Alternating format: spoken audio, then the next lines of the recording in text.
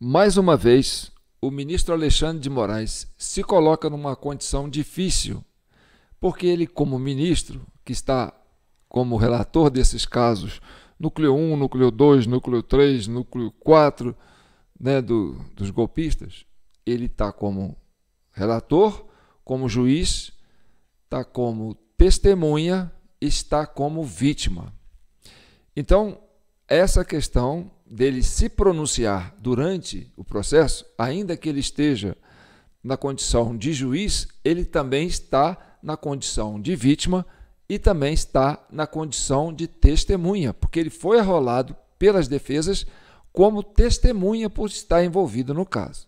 Então, a exposição do ministro Alexandre de Moraes na condição de juiz e de relator não descarta a posição de testemunha, no caso desses que estão em questão. Até porque ele está envolvido em todos esses casos. E isso é muito grave. E nós vamos mostrar aqui uma hora em que ele se comprometeu e, sim, ele mostra que prevaricou durante o processo, quando ele era presidente do TSE, em 2022. Tá certo? Agora, a Comissão Cidadã de Inquérito, que já está no seu vídeo 575 da CCI, ela foi criada justamente por causa disso. Por quê? Porque a gente tem ideia de que as nossas instituições estão sendo mal utilizadas. E aí, eu vou dividir aqui a opinião com o ministro Fux, que também entende que esses processos, né, esses inquéritos, esses réus deveriam estar sendo julgados em primeira instância. Então, quando esses julgamentos acontecem na terceira instância, ou seja, na última instância, no caso do STF, e o relator também é a vítima, é o juiz, é a testemunha, isso mostra um grau de disfuncionalidade institucional. E aí, nós aqui, cidadão, eu e aqui, uma multidão de brasileiros que criaram junto comigo essa Comissão Cidadã de Inquérito, tem essa preocupação de não deixar que as nossas instituições se percam. Então, como fiscais das instituições, fiscais da coisa pública, o cidadão brasileiro avançou nesse projeto da Comissão Cidadã de Inquérito. Então, nós somos aqui uma espécie de Ministério Público, mas não um Ministério Público constituído como está a Procuradoria-Geral da República. Um Ministério Popular. E aqui o nosso inquérito acompanha dentro desse enfoque. E nós temos o nosso júri, que é os membros da CCI. E aí você que é membro da CCI sabe disso, né? Você está sempre ajudando a gente com compartilhamento, comentários, curtindo, se inscrevendo no nosso canal da TV Del Rey, que é o canal oficial da Comissão Cidadã de Inquérito. Então, a gente tem bastante pessoas esparramadas pelo Brasil inteiro, né, colaborando com a gente. Não é um trabalho isolado, né, de um camelô de São João del Rei, não. Olha aqui, vou só passar por alto a demanda que eu tenho, né, da população brasileira com relação ao que está acontecendo com as nossas instituições. Ó, eu estou aqui no WhatsApp, ó. Se eu passar aqui, ó, vocês vão ver aqui, ó. Tem os verdinhos aqui do lado, ó. Esses verdinhos aqui, ó, são mensagens que eu recebo, ó, certo? Ó. Se eu ficar aqui, eu vou ficar o dia inteiro fazendo isso aqui, ó, recebendo, ó, mensagem, ó, tudo verdinho, olha. Tudo mensagem de pessoas que estão preocupadas com o Brasil, que são membros da Comissão Cidadã de Inquérito. Olha aí, vai vendo, ó. Não para não, ó. Tá vendo? Esse é o meu WhatsApp, ó. Eu estou fazendo isso aqui, ó. Olha só. Imagina eu dar conta dessa demanda toda, ó. Não para não. Eu vou ficar aqui a vida inteira rodando, porque o Brasil inteiro está mandando mensagem para a CCI. Porque são membros, são pessoas que estão preocupadas com o Brasil, que estão preocupadas com as instituições. Então eu tenho para mim uma responsabilidade enorme, né, de zelar por essa demanda que são essas pessoas, né? Tem um caso de uma diarista que mora em Londres, trabalha em Londres, né, arrumando casa, limpando casas de pessoas. Ela lá de Londres, é brasileira, acompanha a CCI. E um dia eu falei do celular, falei assim, olha, meu celular está complicado, eu tenho que, né, arranjar um jeito de colocar um outro celular aqui, porque a demanda está muito grande. Ela me ligou e falou assim, João, vai lá, compra um celular, eu te mando o dinheiro. Uma diarista, hein, que trabalha lá em Londres, uma faxineira brasileira que está lá, preocupada com as instituições brasileiras. Aí mandou o dinheiro, falou, compra um celular para você colocar esse pessoal do WhatsApp aí, para você atender a demanda dele. Então é muita gente. É gente no Rio Grande do Sul, gente no Rio Grande do Norte, gente em Minas, gente no Ceará, gente no Rio de Janeiro, gente em Santa Catarina. Entendeu? É muita gente em Curitiba. Eu não vou nem falar o tanto de pessoas que tem aqui, porque o Brasil inteiro está participando da Comissão Cidadã de Inquérito. Então, a nossa preocupação é essa. Então, quando eu venho aqui defender as instituições e defender, né, a verdade e para pacificar a nação brasileira, a gente chama atenção para essa, né, essa barbaridade que está acontecendo. Porque vamos supor, então, se vocês desprezaram o juízo, né, o fórum apropriado para o julgamento dessas pessoas, vocês estão desconsiderando a primeira instância e a segunda instância. Então, vocês se colocam como única instância. Então, nesse caso, o Supremo, essa primeira turma do STF, para nós é uma primeira instância. Tá certo? Então, nós aqui que somos o povo brasileiro, porque o poder emana do povo e através dele será constituído. Então, eu estou aqui representando a população, né? O poder popular. Então, na condição de poder popular, a gente se coloca como uma instância superior a essa turma aí. Porque a única instância que vocês têm é essa. Acima dessa é o povo. Tá certo? Então, vamos avançar e vamos mostrar aqui para você ver a hora que o Alexandre de Moraes, como testemunha, ele se complica nesse processo. Tá certo? Vamos começar aqui, ó. Vamos tratar aqui o dissenso do ministro Fux quanto à competência do fórum adequado para este julgamento. E aí você vai ver que nós não estamos sozinhos. Tem até um ministro que entende que esse julgamento está sendo feito, né, no fórum, não está no fórum adequado. Então, essa aberração não é só a gente que está denunciando, não. Um próprio parceiro de vocês aí dentro da turma é que está denunciando isso também. Preste atenção.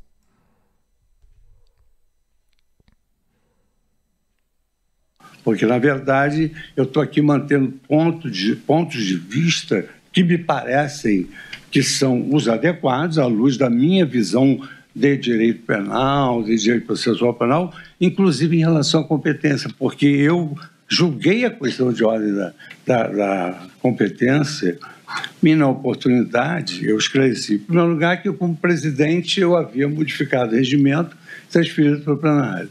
E, em segundo lugar, porque se nós estávamos julgando todas essas pessoas na qualidade que elas exerciam, nós deveríamos mandar para o plenário. E por uma questão de conexão probatória, todos iriam para o plenário. Mas já que nenhum deles tinha mais nenhuma qualificação para o foro de prerrogativa, eu determinava, então, a remessa para o juízo de origem. O relator. Ministro Alexandre, com a palavra. Presidente, duas considerações. Primeiro, presidente, Vossa Excelência sabe que eu fico extremamente magoado, porque quando surge, por exemplo, o nome do ministro Fux, ninguém pede a suspeição dele. Quando surge o meu nome, são 868 pedidos de suspeição.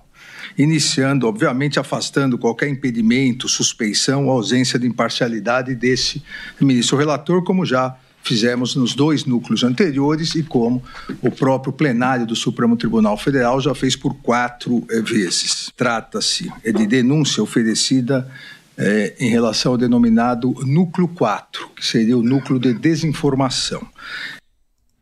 Então, como vocês estão aí, né, usurpando da Constituição, né, criando mecanismos de burlar a justiça, colocando tudo numa instância só, então vocês criaram um tribunal de exceção. Então vocês hoje é uma exceção. Tudo que está aí é uma exceção. Por quê? Porque não está na nossa Constituição. Então, nós criamos a Comissão Cidadã de Inquérito, que é também uma forma de exceção para poder contrapor isso. Então, agora você vai ouvir o Ministério Público, né, que faz a acusação, e nós aqui vamos fazer a Defensoria Pública para defender a sociedade brasileira. Tá certo? Vamos lá. Quem vai falar é a subprocuradora, né? Acho que é vice-procuradora geral da República. Ela vai falar o nome dela aqui. Aliás, ela tem até um sotaque assim meio nordestino, porque ela é casada com o Roberto Gurgel. Para quem não lembra, né, Roberto Gurgel é de Fortaleza, nasceu, né, é cearense. Ele foi procurador-geral da República durante 5 anos, de 2009 a 2013. Né? Ele foi colocado lá pelo presidente Lula, né, e foi reconduzido pela presidente Dilma. Então, o esposo dessa que está representando o Ministério Público aí é esposa de um procurador-geral da República que ficou 5 anos trabalhando no governo do PT. Mas isso não vem ao caso, é só um parênteses. Só porque ela tem um sotaquezinho nordestino, nós vamos chamar atenção para esse caso. Presta atenção na fala dela.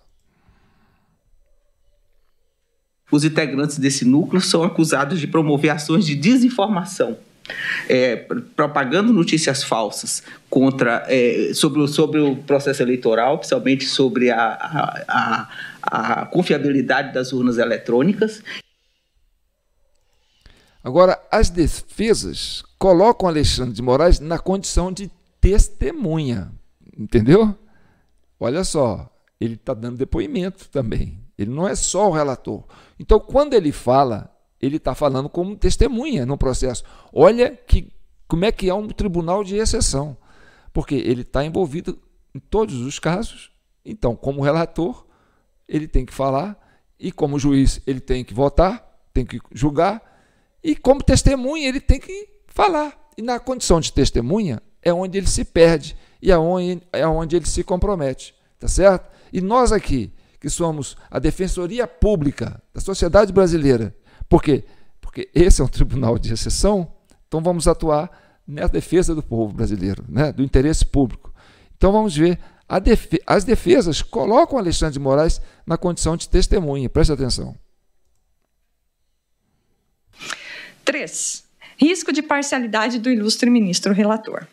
Como se bem sabe, e já alvo de diversas manifestações nos diversos procedimentos instaurados, desde o inquérito originário das fake news, questiona-se a parcialidade ou a imparcialidade do ilustre ministro relator Alexandre de Moraes para seguir na condução das investigações e dos processos penais em razão dela instaurados. Que o envolvimento do ilustre ministro relator com o caso coloca em risco a sua imparcialidade e, portanto, toda a atividade jurisdicional que vem sendo desenvolvida.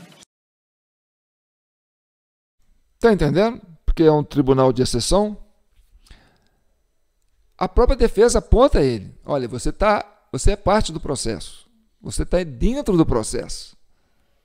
Tá? E aí, como testemunha, porque você viveu isso, e você vai dar depoimento aí. Então, a defesa aponta Alexandre de Moraes como vítima no processo. Presta atenção. Isso por 2 motivos principais e objetivamente aferíveis dos documentos constantes dos atos de investigação. 1. O ilustre ministro funcionou, durante a investigação preliminar, como juiz das garantias. E ainda, 2. Segundo narrado na inicial acusatória, seria alvo direto das ações antidemocráticas. Bem, seria alvo direto das ações antidemocráticas. O que significa isso? Que ele está na condição de vítima, porque ele era o alvo de quem está sendo julgado. Entendeu? Então, ele na condição de juiz, ele se compromete um pouco, porque ele vai ter que julgar essas turmas, lógico. E aí ele é apontado como a vítima. Bem, agora esse senhor aí, ó, Carlos César Rocha, ele é presidente do Instituto Voto Legal. Ele é um dos réus que está aí, parece que é no núcleo 4, que está sendo, né, indiciado aí e acusado, né, de tentativa de golpe, sei lá o quê, e tudo mais que eles falam aí. Bem, eu acho esse homem um cara muito sério. Ele é um engenheiro formado no ITA e é o pai da urna eletrônica. Ele é que desenvolveu o projeto da urna eletrônica no começo, quando começou a ser instalado. Depois, uma outra empresa entrou e modificou alguma coisa e tomou isso dele. Ele até entrou na justiça, falou, peraí, vocês estão me tirando, né, como é que chama? A patente, entendeu? Então, como o pai da urna eletrônica, é o maior conhecedor do assunto. E ele foi contratado pelo PL, na época das eleições de 2022, para fazer uma auditoria, entendeu? Nos dados do TSE que eram disponibilizados sobre o processo eleitoral, sobre né, as urnas que foram votadas durante as eleições. Então, os logs das urnas, que são aqueles documentos que estão, né, dentro das urnas que registram os votos, esse glossário foi colocado na mão dele e ele foi contratado. E como contratado, ele fez um laudo e apresentou esse laudo para o PL. O PL achou, né, olha, é muito sério isso, ele encontrou inconsistência nas urnas novas para as urnas velhas, entendeu? Urnas novas são as que foram feitas depois de 2020 e as urnas antigas são as que foram feitas, né, de 2015 para baixo. E essas urnas antigas não são tão seguras quanto as urnas novas. Então, deu uma diferença de uma urna para outra, entendeu? Você soma os votos das urnas antigas e dá um número onde o Lula ganha. E soma os votos das urnas novas e dá um número onde o Bolsonaro ganha. Mas essas urnas ficavam esparramadas, entendeu? Distribuídas aleatoriamente. Mas como é que deu essa diferença? Essa inconsistência. Bem, isso foi apresentado. E isso é uma anomalia, é uma irregularidade, é algo que provém de que sim, houve alguma coisa que deu errado, entendeu? E que essa eleição teria que ser anulada. Ponto. Mas vamos ver o desenvolvimento desse raciocínio aqui através do que aconteceu. Nesse dia desse julgamento aí. Opa, não é essa aqui não, é essa aqui, ó. Sobre o Carlos Rocha. Nós estamos aqui na defesa do Carlos Rocha, viu, gente? Como Defensoria Pública.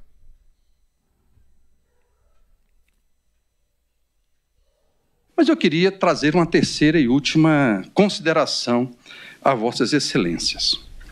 Eu tenho chamado de coerência, ou da falta de coerência. Então vamos lá.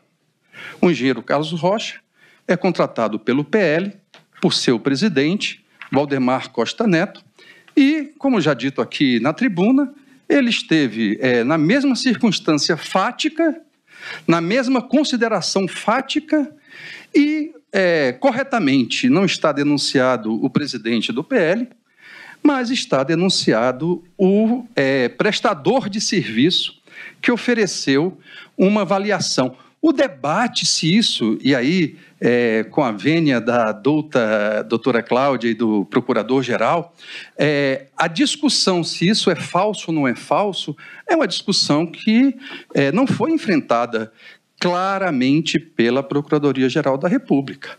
Por quê? Porque o único papel extracontrato que foi participar de uma entrevista com o presidente do PL e com o seu advogado para dizer, olha, nós vamos entrar com uma representação ilegal? Provavelmente não, porque prevista na legislação eleitoral e prevista na resolução do TSE. Agora eu vou dar um parênteses aqui, porque é muito importante o que eu vou falar aqui. Presta atenção. Você viu aí o que o advogado falou, né? Bem, vocês estão condenando o meu réu, o meu cliente, né, que foi um cliente contratado pelo PL, né, pelo presidente do PL, o Valdemar da Costa Neto, para fazer uma auditoria na urna. Tá, a gente fez a auditoria na urna, nós somos técnicos, eu sou conhecedor do assunto, eu fui o pai que ajudou a criar a urna eletrônica. apresentei esse relatório e tem aqui essas inconsistências. E aí? Não, você agora é réu. Mas e o homem que contratou ele para fazer isso e que chamou a coletiva, que é o presidente do PL, não é réu, não? Então não existe realmente algo muito complicado a isso? Por que essa perseguição a justamente esse técnico, que é um homem sério, que trouxe aí uns dados importantíssimos sobre o processo, sobre o mecanismo de funcionamento da urna eletrônica, que é uma demanda da sociedade inteira, que quer saber como é que funciona esse processo. Tá. Mas teve uma reunião antes dessa audiência, dessa coletiva de imprensa que o Braga Neto, que o presidente do PL, o Valdemar da Costa Neto, fez, né, com seus advogados e com esse técnico para falar que ia entrar, né, com uma petição no TSE. Antes disso, nesse intervalo, assim, na véspera, ele se encontrou de forma secreta com o ministro Gilmar Mendes. E essa conversa, para mim, é uma conversa muito suspeita, porque dali para cá ele saiu com uma estratégia equivocadíssima que acabou complicando a situação, tanto do PL como do Alexandre de Moraes. E o próprio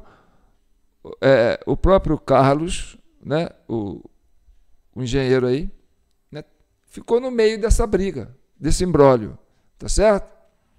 Então vamos lá. Agora nós vamos ouvir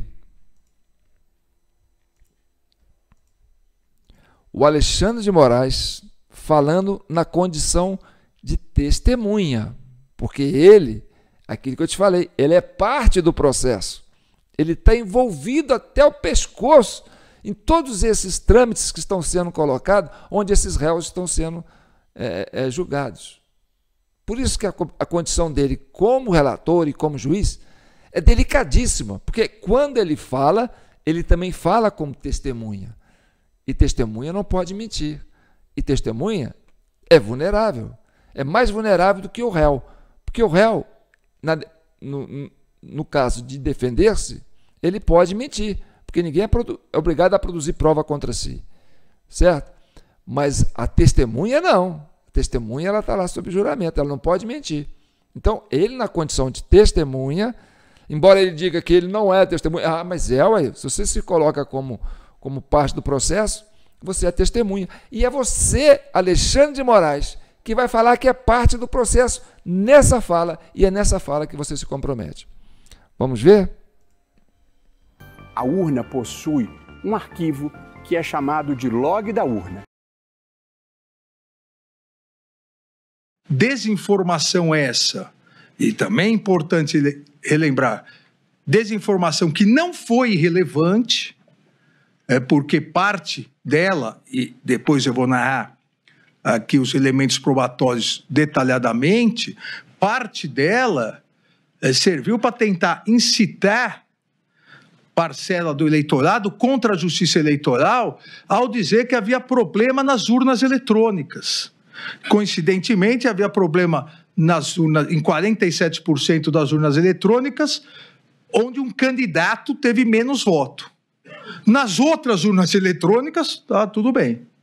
No momento em que eu, como presidente do Tribunal Superior Eleitoral, determinei o aditamento da petição, pedindo, então, se pedir anulação da eleição presidencial, que também houvesse anulação das eleições proporcionais, aí não, a urna estava boa para deputados, senadores, governadores e deputados estaduais. Não estava boa para presidente da República. Bum! Hein? Hein? Vocês entenderam o que ele acabou de falar? Você viu o que ele acabou de falar? Você prestou atenção no que ele acabou de falar? Bem, cata os neurônios que estão no chão aí, põe na cabeça e vamos trabalhar nisso aí. Ele foi procurado por um partido político. E o partido político chegou para ele e falou assim: tem problema nas urnas eletrônicas. Está aqui, ó. Deu problema, deu errado. Tem essa merda aqui. Ele mesmo falando na condição de deputado, de presidente do TSE. E aí, o que eu faço? Tem esse problema aí, vocês acharam um problema. O que eu faço? Aí, o Valdemar da Costa Neto, depois de conversar com o Gilmar Mendes, não sei se foi influência do Gilmar Mendes, ele falou: não, anula só o segundo turno e mantém o primeiro turno. Hein? Hein? E o Brasil parou depois disso. O que o Alexandre de Moraes tinha que fazer? Na condição de presidente do Tribunal Superior Eleitoral. Chega um técnico, um homem sério, um engenheiro do ITA, que foi um dos fundadores das urnas eletrônicas, conhecedor a fundo do projeto.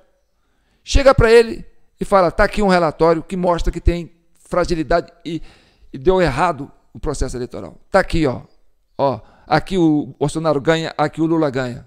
Tem uma merda acontecendo aqui. O que você vai fazer? Ele: não vou fazer nada, não vou anular não. Vou mandar continuar. Vai valer as duas. Prevaricou! O ministro prevaricou. Ele teria que ter anulado as duas eleições, porque a urna do primeiro turno foi a urna usada no segundo turno. E na condição de ministro do TSE, ao tomar conhecimento que tinha ali uma irregularidade que comprometeu o resultado, o que ele teria que fazer? Ele teria que ter anulado tudo. E não anulou. E ainda deu uma multa no PL. Estão entendendo? Então ele ali, vamos voltar aqui, vocês vão ver ele falando. Vocês vão ver ele falando. Porque ele é testemunha nesse caso. Ele é parte do processo. E ele quer se colocar como relator. Por isso que o Fux fica alertando: olha, rapaz, sai daí, vai tomar lugar, rapaz. Você está se comprometendo, cada vez que você fala como testemunha também. Porque você é parte do processo. Olha ele falando. Repare isso de novo, vale a pena. Desinformação essa, e também é importante relembrar, desinformação que não foi irrelevante, porque parte dela, e depois eu vou narrar aqui os elementos probatórios detalhadamente, parte dela serviu para tentar incitar parcela do eleitorado contra a justiça eleitoral ao dizer que havia problema nas urnas eletrônicas. Coincidentemente, havia problema em 47% das urnas eletrônicas, onde um candidato teve menos voto. Nas outras urnas eletrônicas, tá tudo bem. No momento em que eu, como presidente do Tribunal Superior Eleitoral, determinei o aditamento da petição, pedindo, então, se pedir anulação da eleição presidencial, que também houvesse anulação das eleições proporcionais, aí não, a urna estava boa para deputados, senadores, governadores e deputados estaduais. Não estava boa para presidente da República. Tá vendo? Não estava boa para ninguém. Se deu problema, deu problema. Anula a eleição. Você, na condição de presidente do TSE, teria que ter anulado essa eleição. Então você prevaricou, Alexandre de Moraes. E aí, você colocando essa fala aí no meio de um processo, você comprova que você deixou esse documento claro aí, ó, esse áudio seu, vocal, você falando nos autos, que você foi comunicado que deu problema nas urnas eletrônicas, que deu problema no processo eleitoral, que não dá para dizer quem ganhou, porque o ganhador foi o Bolsonaro, no outro modelo foi o presidente Lula, e aí você pega e passa borracha em cima disso e coloca cabresto no pessoal e fala: não quero saber. Então você está prevaricando, você prevaricou, e o Brasil parou depois desse dia. O Brasil parou até hoje. Ó, estamos no dia 7 de maio de 2025, quase 2 anos e meio. O Brasil está parado, nós estamos agarrados nesse processo até hoje, por causa dessa prevaricação que você fez. Foi apresentado para você uma falha no processo eleitoral e você ignorou e passou o trator por cima. Tá certo? Então, só para ilustrar um pouquinho sobre isso, sobre a credibilidade dessa apresentação do documento enfático, que mostra que sim, teve problema, só esse trechozinho aqui, ó. Trata-se de técnicos de inteligência. A urna possui um arquivo que é chamado de log da urna. Ele é igual à caixa preta de um avião, ou seja, registra todas as operações realizadas na urna. Horário em que foi ligada, horário em que o primeiro eleitor foi habilitado e assim sucessivamente até o momento em que ela for desligada. O log de cada urna é fornecido aos partidos políticos caso solicitem.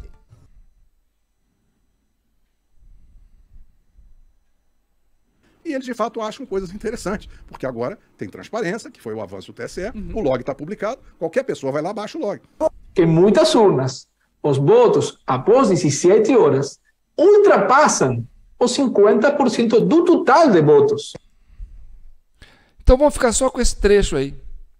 Você viu o Carlos Rocha, o engenheiro, falando que era o homem que fez, né, a auditoria na urna, nos dados.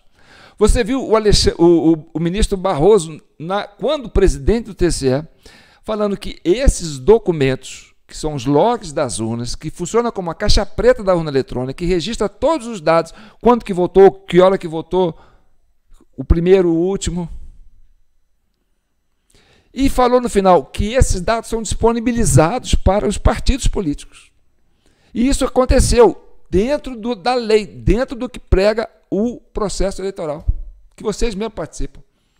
E aí o homem faz uma avaliação, descobre essa irregularidade, essa inconsistência, em que metade das urnas o Bolsonaro ganha, metade das urnas o Lula ganha, e aí você vai e ignora isso, e não cancela as eleições.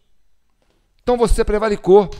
Diante de uma falha, de uma manipulação que foi apresentada para você, de falha no processo eleitoral, você, como presidente do TSE, prevaricou. E por causa dessa prevaricação sua, tudo o que aconteceu depois é responsabilidade sua. Por quê? Porque você se omitiu na hora mais importante, anular-se o primeiro e o segundo turno.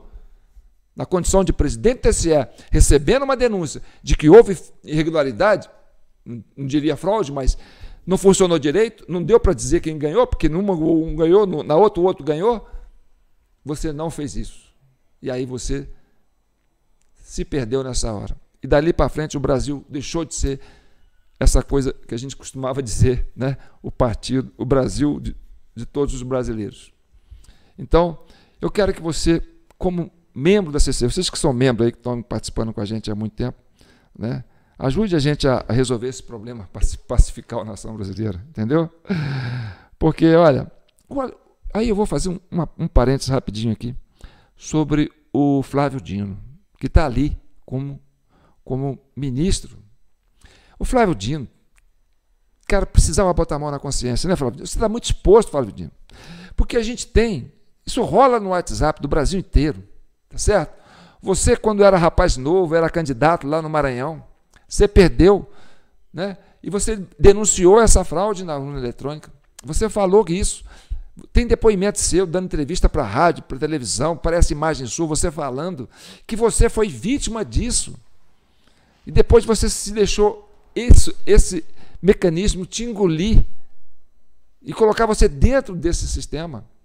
E é por isso que você está aí. E agora você está aí, tem a solução no problema. Agora, vamos resolver isso? Vamos resolver isso, cara. Na época você tinha boas intenções, cara. Você descobriu, você foi na rádio, foi na imprensa, foi na justiça, você botou a boca no trombone, parece que ninguém te ouviu. Aí você falou, bom, tá vendo? Eu fiz a minha parte, denunciei. Não adiantou nada? A turma te engoliu, agora você está aí como ministro, em função desse problema da urna eletrônica. Agora, já que você chegou aí, Entendeu? Pensa no seu passado e nessa exposição que você está tendo aí, né, nas redes sociais, porque o seu passado não está abandonado, a turma tem as suas informações. Entendeu? Põe a mão na consciência dessa turma aí e fala para eles, ó, pô, não dá mais para segurar, explode o coração. Tá certo? Então tá bom. Fique com Deus. Tá aqui a nossa chave Pix, jpnoticias@gmail.com. Qualquer valor que você estiver contribuindo vai estar ajudando a gente a construir essa pacificação a partir desse projeto, que é a nossa Comissão Cidadã de Inquérito, a sua Comissão Cidadã de Inquérito. Hoje nós precisamos disso mais do que nunca, tá certo? Mais do que nunca. E se você não tem Pix, está aí, ó, jpnoticias@gmail.com. Se você não tem Pix, pode usar, né, a nossa agência 151, conta 752-458-498-0, o nosso CPF 248-179-10615, titular João Batista Guimarães, conta poupança na Caixa Econômica Federal. E através dessa contribuição sua é que a gente vai avançar para pacificar o país e devolver às instituições a normalidade. Tá bom? Um abraço, fique com Deus.